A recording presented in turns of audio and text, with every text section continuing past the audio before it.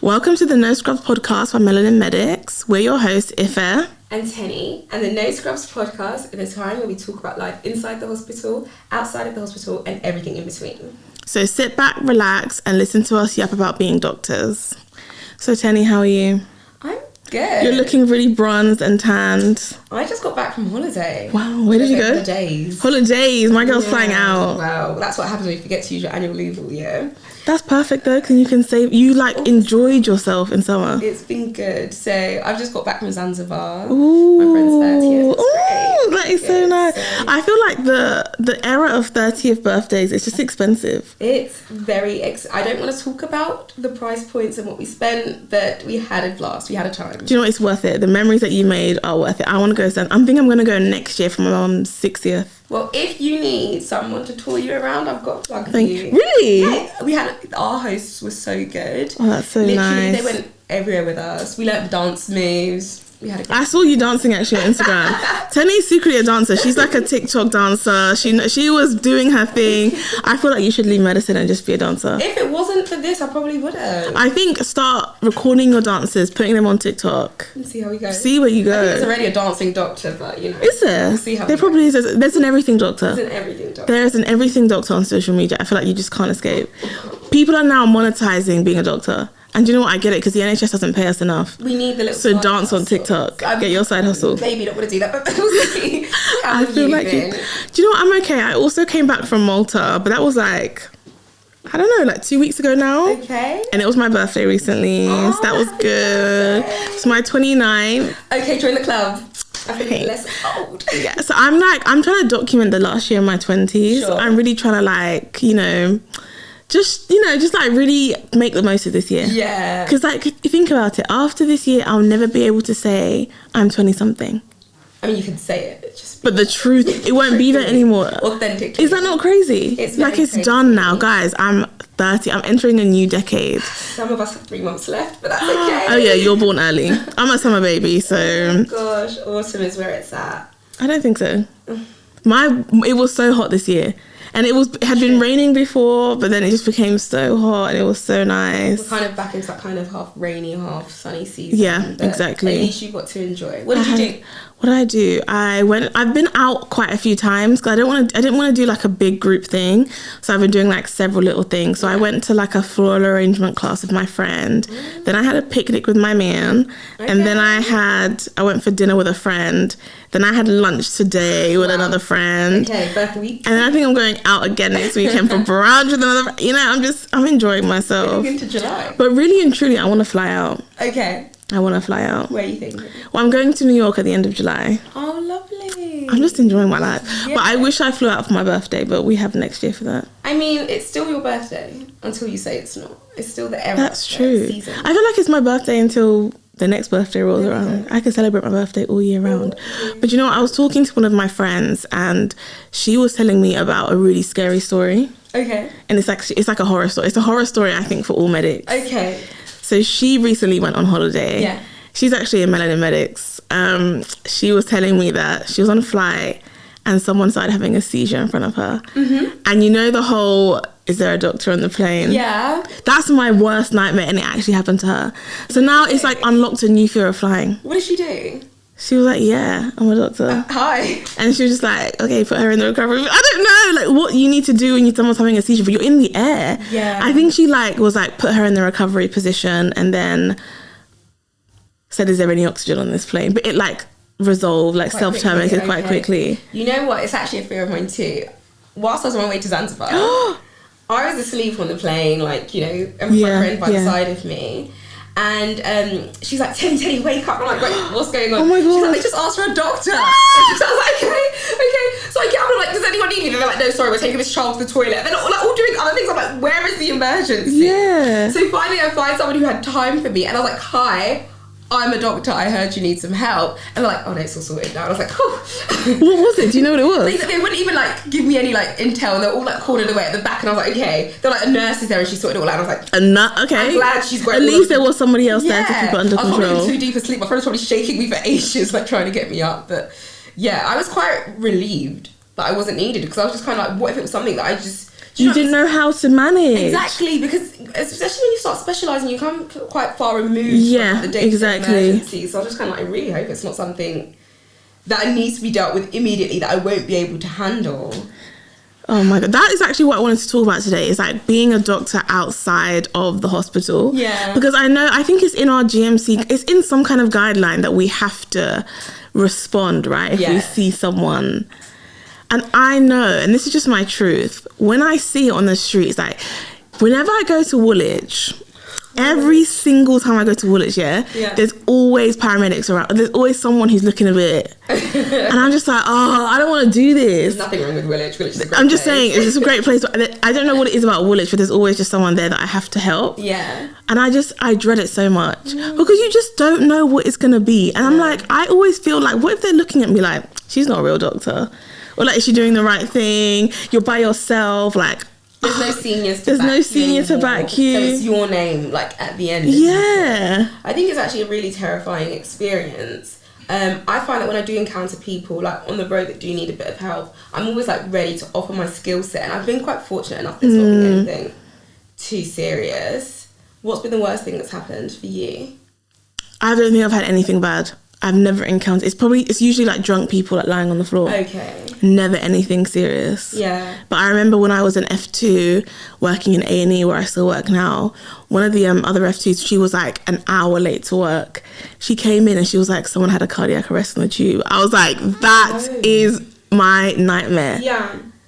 I'm sure I can't. Well, to be honest, a cardiac arrest is actually something that we know how to deal with.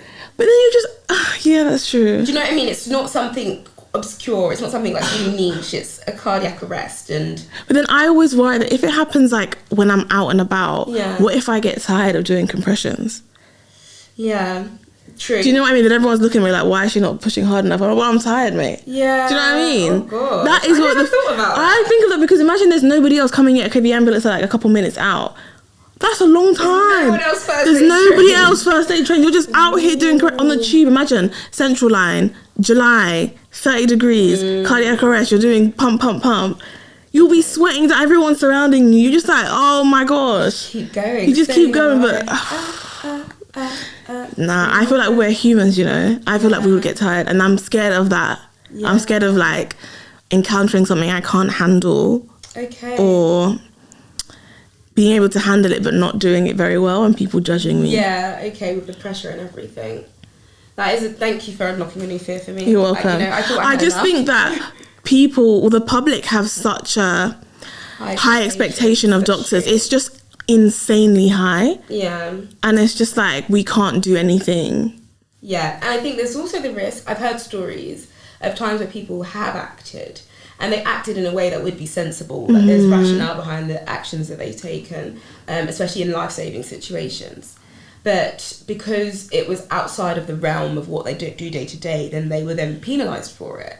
By who? Like, as in just like when they got back to their home country, like being reprimanded. Oh, really? Okay. So, you know, like if someone, for example, was having a pneumothorax, tension pneumothorax, so essentially too much air that's not within the lungs, compressing the lungs. So you need to release the air, essentially. Of course, right? yeah. So they did the whole thing, finding something sharp, finding tubing on a flight, pierced, heard the hiss, was like, okay, we've done a good thing here. But then they were like, obviously that's not the proper way to do things, because if you're in the hospital, you wouldn't do it like that. Yeah, of course. So then they start getting dragged for like not doing it properly. But at the end of the day, the first aid on the flight can't. Yeah. What are you actually meant to do? And you're still getting in trouble. Like, I think any move you make is heavily criticised. I think that I find it so annoying. I feel like we can't just be normal people. No. I feel like people think that being a doctor is like you are a doctor, so you need to act this way, you need to behave in this way. Like, I just think it's just not fair. It isn't. It's annoying because I remember I made a TikTok about something obscure, nothing to do with being a doctor, and someone commented something, and I replied back being like, I don't remember what they said. They said something like, it was about my nails. I was getting my nails taken off because I was going to work. And they're like, oh, didn't you know you couldn't have nails? And I was like, well, of course I knew. Then someone replied to that, like, you're probably a really bad doctor the way you replied to her. And I was like, babe, I'm not a doctor right now. And I didn't say anything crazy. I just said, no, I didn't know. And she's like, why do you expect me to? I'm not. And she was like, oh, what horrible customer service. You must be a bad doctor. Customer service? I was thinking, listen, this is not Lidl Bakery. Do you know what I mean? Like, don't chat to me like that. Yeah. Like, it's really just so annoying. Yeah. I just think people think that the expectations are too much. Yeah, that we always have to be on. So when I, personally, as soon as I leave work, and especially when I'm going on holiday, I do this unconscious thing where I just turn my brain off. Yeah. And I'm not technically in action until I'm needed to be in action. Agreed. So even if you ask me something very simple, I probably will reply with someone who hasn't had any real form of education. Do you know what I mean? I'm in a time where I'm living young and wild and free, and I don't feel like wild and free. I don't feel like I need to live up to certain standards and be performing all the time. Because then when I get to work, I'll probably be like, my battery will be on zero. It's true. You need that time out to just recharge, and I feel like, I don't know whether I could speak for a lot of women who are surgeons, but I feel like, especially when it comes to things like your relationships, the dynamic you take as a surgeon versus the dynamic you want to take within a relationship are quite different, especially from someone who's from African heritage. Tell me more. Like, I feel like as an African woman within a romantic relationship, the role we're meant to take is supposed to be a bit more submissive. Okay. Right? Mm-hmm. Traditionally. And then I feel like when it comes to working, we need to be a bit more like on the ball, working things out, taking charge, a bit more taking the lead, decision makers. Like, I get what you mean. Being a surgeon doesn't necessarily fit within my feminine energy.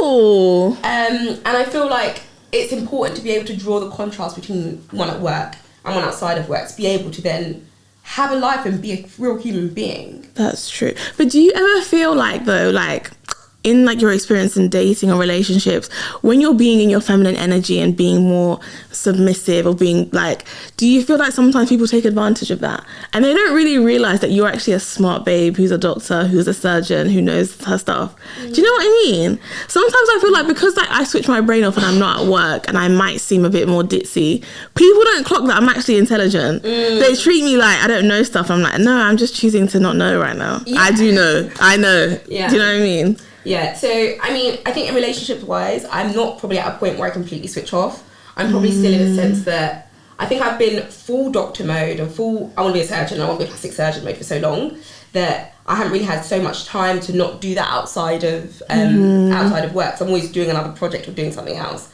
But I will say, on my last 2 trips, when I was with my friends, I did have some days where I was completely like, okay, brain off. And my friend said something to me, and I was like, in my head, I didn't say it out loud, I was like, I'm actually not stupid. I want you guys to know that I'm not stupid. So, do you know what I mean? Like my friends, like, we've all grown up together, you know, like, we all have a certain level of like understanding and being able to sort things out. But like, just because I completely decided to relax at one point and like not have my brain on full like overdrive, then you're right, sometimes people, then the language they use towards you and the way they towards you is kind of a bit of a techie one. It is, and I feel like sometimes people have to remind me that I'm a doctor. If that makes sense. They'll be like, in the sense that like, they're like, oh no, but you're really smart. Sometimes I just don't feel like it. Like, for example, if it's something like, let me think, for example, the remote on my TV is not working. And I was just like, oh my God, like, the remote's not working, I don't know what to do. And then like my boyfriend was like he was like, you know, you're a doctor, like there's an app that you can use for TV remotes. And I was like, you're really smart, like you should know these things. And I was like, oh yeah, like, it's nice, let me use my brain actually. But it's nice to tap out. It's nice to not feel like you have to be the decision maker, be on, like, especially in A&E, I feel like I'm just always on. Yeah. It's just constantly thinking, doing X, Y, Z. It's just, I just like to come home and not think. Yes. No. I think it's a really important part of our recharge to have that time away. And I feel like we deserve it. We do. And I feel like it's unfair for people, especially when you're not portraying yourself as a doctor at the time, on social media, for example, to then kind of use that as an attack and like expect you to be on your A game all the time and be behaving like a doctor at that point in period. It's true. That wasn't nice what that person did to you on TikTok. It wasn't nice, actually. I blocked them. Good. Because I just feel like I'm protecting my space. Bad energy. So far away. But actually, what is the most doctory thing you've ever done outside of work? Mine is actually so cringe. It's not even a doctory thing. It's just like, basically, I was at a club or like a motive or something.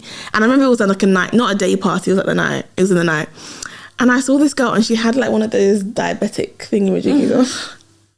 And I tapped her and I was like, are you type 1 diabetic? Like, is that, I was like, is that a thing? What are they called? Like, is that a, I don't know. Essentially testing her glucose though. Yeah, and I was like, oh my gosh, are you type 1 diabetic? She was like, yeah. And I was like, oh, I can see your device. Like, I was like, I'm a doctor. Like, wow. She was looking at me like, why are you doing this? Why are you outing me? Why are you outing me? I was just like, why did I say that? Why did I say that? But people have loads of little like devices nowadays, even without having like. It's true. There's different. Like, I see them on Instagram. See how their health is doing and keep track. It's like the new age, like taking my own health into my. Okay, but then what? It's just really annoying. I just think, what's the point? Well, preventative medicine. Take it into your own hands. I don't see a problem with it overall. Do you know what? Actually, having said that, the other doctoral thing I did is I went to this Afro hair and beauty show in May or end of May, and they had like different stalls there from different like company, like different brands, people like advertising their stuff, whatever.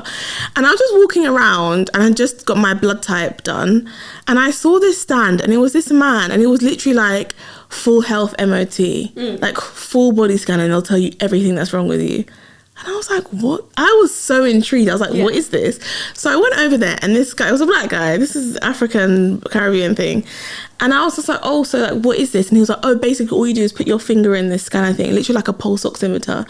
It tells you your blood glucose. It tells you if you've got a fatty liver. It tells you about your ovarian health, about all your body. And I was like, this isn't real. And I was like, excuse me, like, how does it actually work? Yeah. He's like, this is like really advanced technology. The NHS don't want you to know about this. And I was like, but how does it work? And I was like, how can you tell me I've got a fatty liver because I put my finger in this thing? He was like, it's complicated. Okay. And I was like, what do you do? And on his thing it said doctor something, and I was like, are you a doctor? And then this other woman was like, yeah, he's a doctor. And I was like, okay, I'm a doctor as well, like, can you actually explain this to me? And he's like, listen, you know, just making noise. He's just, and I was like, no, it's because someone was doing it right now. And I was like, what did he test you for? She was like, oh, he told me that I have a fatty liver and my glucose is high. And I was like, but did he take your blood? And she was like, no, you just put your finger in this. And I was like, you are deceiving these people. Stop this. And I was like, are you a doctor? And he goes, no, I'm not a doctor. And I was like, why does it say doctor on your thing? He was like, I'm a doctor of health. He was like, no, he said like I'm a doctor of like nutrition. Does he have a PhD? No. And I was like, you actually can't call yourself a doctor. And I don't like doing stuff like this. I'm not the kind of person that's like, but I'm like, listen, black people, we have like higher rates of high blood pressure, diabetes, all these things. And then you're out here misinforming them. How can you say that putting your finger in this, you can tell me about my liver, you can tell me about my ovaries, you can tell me about my hormones? And I was like to this lady, she was like, yeah, he was telling me that my hormones are this, that. And I was like, false. Send the paper. I said false. I was like, babe, I was like, please. But you know, like the older like generation, they just were not listening to me. They're like, no, you just believe Western medicine. I was like, I was there for ages arguing with him. That's actually the most doctor thing I've done. No, that's good. And I was telling everyone, like, don't do this. Guys, don't come here. I like that. Read the papers, have the evidence. Even if you're not a doctor, you can read a paper. Like, know the evidence. Don't let anyone talk to you about anything, any other way about how your health should be, unless there is concrete evidence to back what they are saying. Like, any, like, device that you find on the street, just because they say, oh, yeah, like, 30 doctors say, like, no, you need to be able and be sure to know that this is okay. Like, speak to a doctor you know. It's just madness. And then he was like, but we're not diagnosing anyone. And I was like, you just told her she's got a fatty liver. And I was like, that's a diagnosis. Yeah. I was like, do you know what? And what's it called? NASH.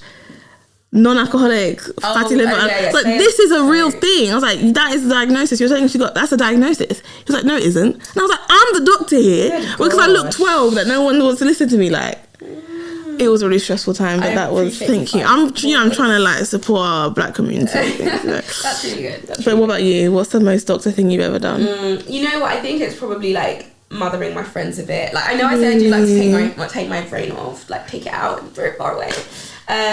But on holiday, if anyone ends up like, I don't know, like on this holiday, for example, someone burnt themselves, someone else got like bitten and had like a massive blister on their leg.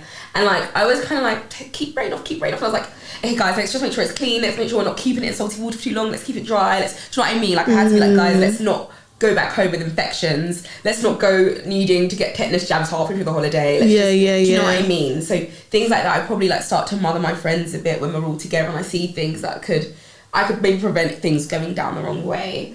I don't think I necessarily like grab strangers in the street. I do sometimes when I'm walking down the road, do little spot diagnoses. Really? Like, no, in my head. I thought you actually stopped them and be like, you have Addison's disease, you got a bronze tint to your skin.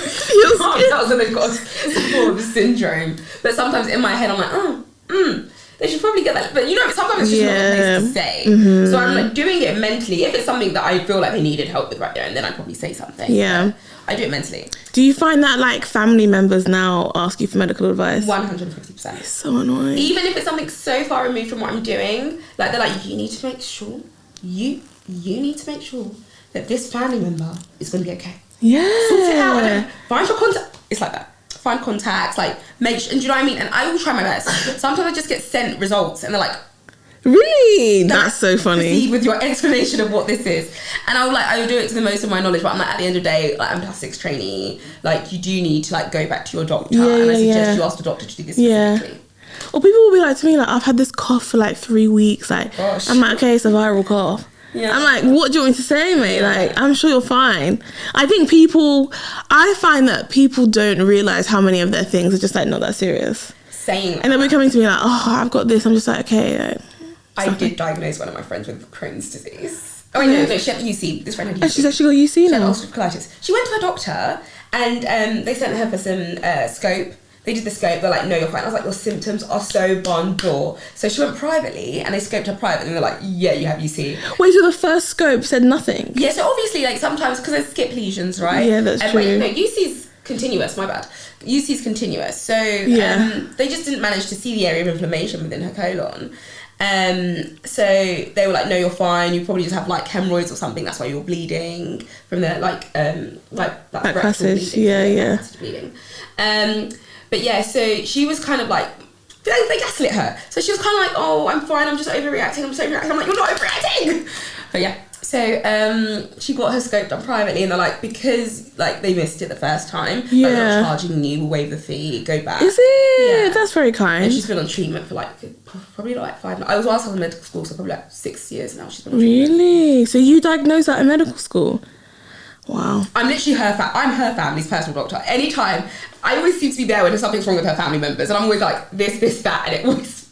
Nothing. I never get. Actually, no. I've diagnosed like an ear infection in my younger cousin. Nothing very like thrush. You know what I mean? Nothing exciting. But I'm like, these are all things you could find online, I think. Yeah, but to be honest, sometimes they just need someone they trust to say something. That's true. And I often tell them exactly what to say when they go to the GP. Yeah, I feel like people don't know how to advocate for themselves. It's something that I'm very passionate about, is how to like speak up for yourself, how to say your symptoms properly, how to say that it's affecting you so that you can get what you need. Yeah, I think another part of that, coming from African background, but also having friends from different cultures, is overcoming the cultural part of it. Like my friend's Vietnamese, for example, and the men in her family are really like averse to like going and seeking healthcare advice. And I'm like, guys, these symptoms sound bad. Like, so don't try and like down your symptoms whilst you're there. Like, really, like say what's going on. And like, they're not there trying to like investigate and find something out about you and like push you to the side. People are there trying to help. You need to make it easy for them. Mm-hmm. So yeah, I think a real big part of advocating, like, I think it's really important, as you said, for people to advocate for themselves. And like, the part of the stuff that I even do outside of doctoring in my spare time is working with charities that do try and help members of the public understand their health a bit better and be able to be their own champions in healthcare situations too. I think, to be honest, that is important. As much as I say like, oh, I want to not be a doctor outside of the hospital and switch off, I think we are very privileged in that we can help people, like we can give advice and we can help people advocate for themselves, because I feel like a lot of people don't know how to do that. No. When you did say about the little devices though, of people, like, do you know what I mean, checking up on their nutrition, I think that's a step in the right direction. Do you think? I think tech can be our friends here. It can be our friends, but I also think that, where does it end? Because I think that some people are very too health conscious in the fact, in a way that they'll be looking at these things and they'll think something's wrong with them when there's really not. Yeah, that's true. Or they'll be like, I haven't looked into it too much. Yeah. But and is it like a needle in their arm? Well, I don't know, it's a similar kind of... like the diabetes thing? Yeah. I don't and know, it literally dude. just spikes in your blood sugar, for example. Okay, like I've had a biscuit, my blood sugar goes up. Like, what's the point? But then also That's okay. And how your body's reacting to different types of food. It's too much now. Do you know why? Because these are the people that are going to come to A&E to see me. And I'm gonna be like, well, go to your GP, mate. I do have to tell my friends about it. I feel like it's just gonna like make the private healthcare service more businessy? No, it's gonna be busy. It's already busy. Imagine someone was like, oh, I noticed my blood sugar went to 14 yesterday. Like, I had ice cream. Yeah. Well, we're like, well, because you had ice cream, it went up a little bit. You don't have diabetes. See you later. Yeah. I think it's like a good and a bad thing. I think we should see what the future holds. I think so. If anything, we might become girls in tech and animation. I am a girl in tech. I'm trying to be. I know that. Let's see what the future holds. Let's conclude that it's okay to be a doctor outside of the hospital when you're helping people. Actually, that's what we're meant to do. That's I don't know then. Anyway. It's also very daunting. I think it's nice to switch off. It's nice to switch off. It is scary being a doctor outside of the hospital when someone recognises that you're a doctor or needs you. But don't need me, please. I think if you are a friend, an ally, and our brain's not needed, just sometimes let us be dumb. Do you know? Let us be dumb. Finito. That's the end of this. Okay. Thank you very much for tuning in to the No Scrubs podcast. Check us out on Twitter, LinkedIn, Instagram. What else we got? TikTok. Yeah. And stay tuned for more future episodes. Bye.